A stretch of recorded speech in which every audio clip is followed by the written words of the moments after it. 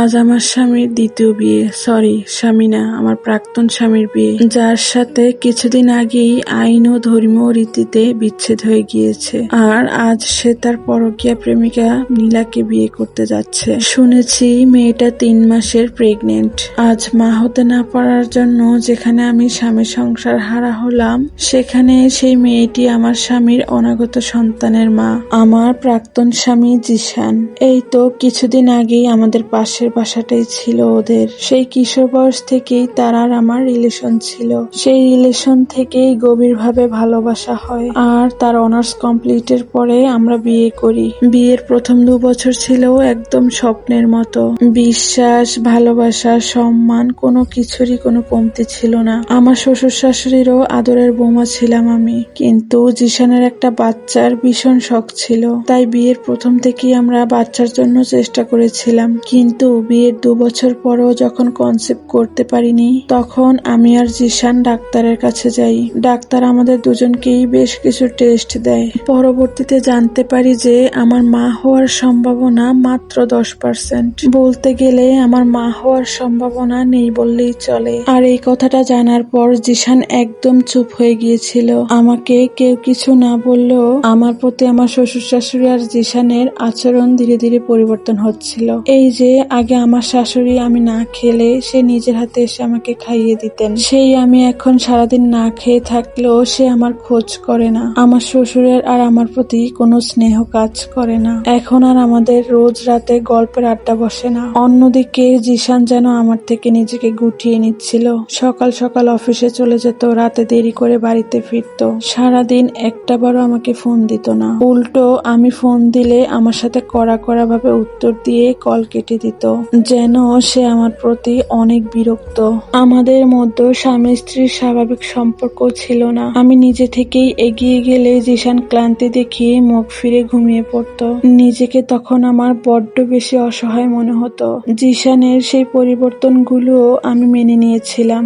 চেয়েছিলাম অন্তত সংসারটা টিকুক, সংসারটা আমার থাকুক। কিন্তু ধীরে ধীরে আমি অনুভব করলাম আমাদের মাঝে তৃতীয় কারো উপস্থিতি হয়ে গেছে।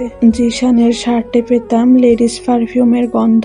মাঝে মাঝে সে 3 রাত দিন বাসার বাহিরেই কাটাতো। কিন্তু এসব বিষয়ে আমার শ্বশুর শাশুড়ির কোনো মাথা ব্যথাই ছিল না, যেন তারা জানে যে তাদের ছেলে কোথায় ছিল।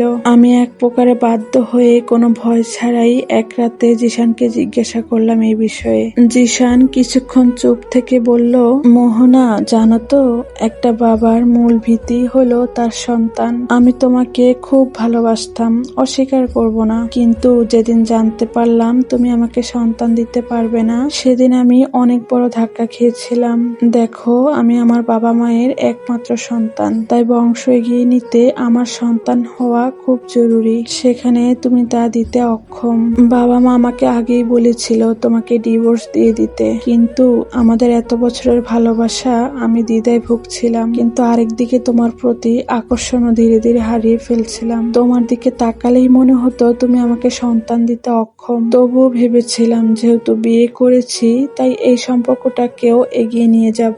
অন্যদিকে টানাপোড়েনও ছিলাম আমি। আমার এই মানসিক টানাপোড়েনের মধ্যে আমার পাশে সাপোর্ট হয়ে দাঁড়ায় আমার কলিগ নীলা। দিন যায়, আমাদের বন্ধুত্ব আরো গাঢ় হতে থাকে। এক সময় আমরা বুঝতে পারি আমরা একে অপরকে খুব ভালোবাসি আর আমাদের সম্পর্ক গভীর হয়। আমি আরো অনেক আগেই তোমাকে এই বিষয়ে জানাতে চেয়েছি, কিন্তু বুঝে উঠতে পারছিলাম না কিভাবে বলবো তোমাকে। আর সবচেয়ে বড় কথা হলো নীলা এখন প্রেগনেন্ট। আমি এই অবস্থায় ওকে একা ছাড়তে পারবো না। আমরা খুব শীঘ্রই বিয়ে করব।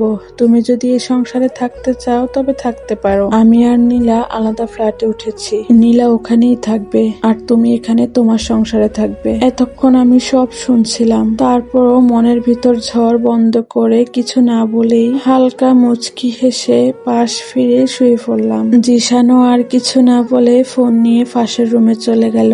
এদিকে ঘুম থেকে উঠেই নিজের ব্যাগ গুছিয়ে বাবার বাসায় চলে আসলাম।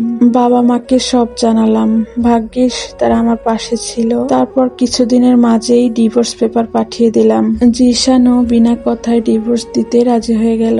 এতক্ষণ ছাদে দাঁড়িয়ে অতীতের কথাই ভাবছিলাম। জিশানের গায়ে হলুদের অনুষ্ঠানের চেঁচামেচিতে বাস্তবে ফিরলাম। মনে মনে বললাম, সেদিন ডাক্তারের চেম্বার থেকে ফিরে যদি আমি তাকে ডিভোর্স দিতে পারতাম, তবে আমার মন থেকে তোমার জন্য অভিশাপ আসতো না জিশান। তোমার বিচার আমার সৃষ্টিকর্তা করবে জিশান। সেদিন সারা রাত অঝরে কাঁদছিলাম আমি। আসসালামু আলাইকুম সবাইকে। এতক্ষণ এক আপুর জীবনের গল্প বলছিলাম আপনাদের সাথে, সাথে রান্নাটাও সেরে ফেললাম। ভিডিওটি ভালো লাগলে অবশ্যই কমেন্ট করতে কিন্তু ভুলবেন না। এই গল্পের নেক্সট পর্ব পেতে অবশ্যই পেজের সাথেই থাকুন। ধন্যবাদ।